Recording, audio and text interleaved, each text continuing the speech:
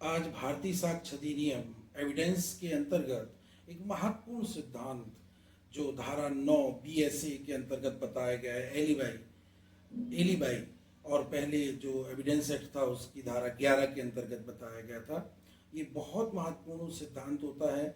वे तथ्य जो सुसंगत नहीं है लेकिन सुसंगत होते हैं, रेलिवेंट, जो तथ्य रेलिवेंट नहीं है लेकिन रेलिवेंट होते हैं, कब होते हैं?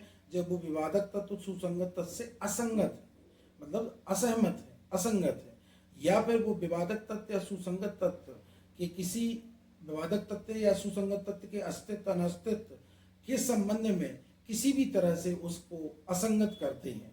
जैसे कि मैं आपको बताना चाह रहा हूँ कि कोई हत्या होती है, अगर मान लीजिए ए व्यक्ति पर आरोप है कि उसने बी व्यक्ति की 3 बजे उसने हत्या की है इस चौराहे पर। मान लीजिए जबलपुर में किसी ए व्यक्ति ने बी व्यक्ति की हत्या की है।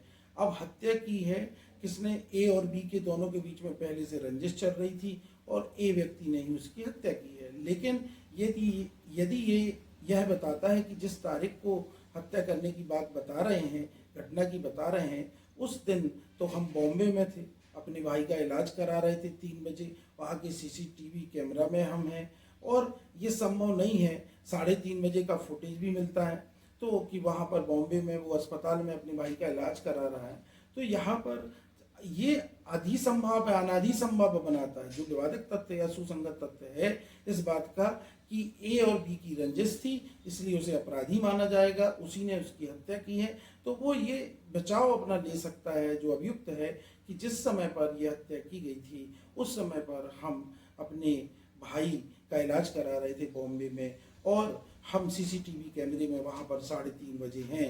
और जबलपुर से बॉम्बे फ्लाइट से भी अगर आप जाना चाहेंगे तो कोई व्यक्ति किसी चौराहे से हत्या कर वहाँ तक नहीं पहुँच सकता, बॉम्बे तक नहीं पहुँच सकता, इसलिए उसको बचाव मिलेगा।